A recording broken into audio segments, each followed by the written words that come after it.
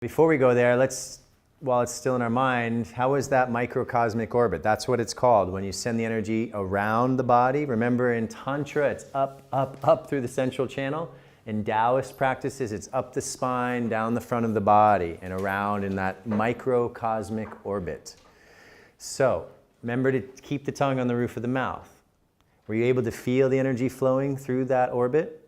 Now, you can add the visualization of a ball of light to that. I like that one. That's the one I use a lot. So I use the mind and the visualization to guide the energy with the breath. And you can even use your eyes a bit. I kind of guide it with my eyes. Nobody's watching, so it doesn't look so freaky to them. So imagine now that you've just been making love for, I don't know, 4 or 5 hours, and you send that energy through the microcosmic orbit, or you send it up through the chakras. This is the idea. Okay, 4 or 5 hours, that's only on a Sunday. But on a Monday, you do it for like maybe 10, 20, 30 minutes, and guess what? You all have your homework tonight. Self-stimulation, microcosmic orbit. So what you're going to do, women and men, is you pleasure yourself in whatever way works for you. You get close to orgasm, and you stop simulating yourself, and you circulate.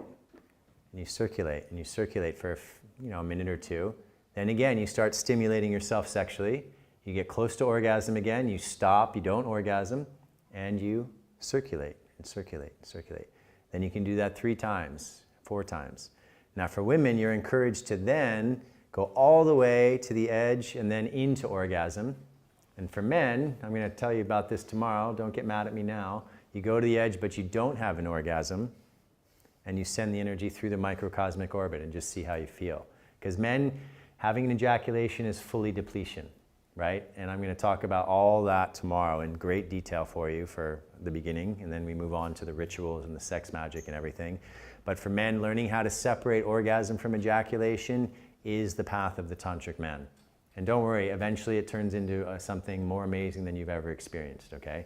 So I'm not trying to ruin your lives.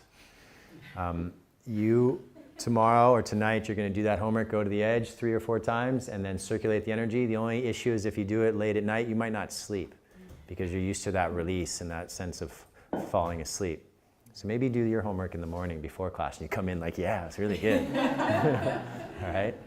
But ladies, you know what happens, ladies, when you build up the energy, rather than going for your first orgasm, you go like peaks. You go to 1 and you circulate, then you build more energy. Then you circulate and you build more energy. Circulate, and then by the 4th one, you have so much more energy that that orgasm is way more powerful than it was if you just went to the first orgasm.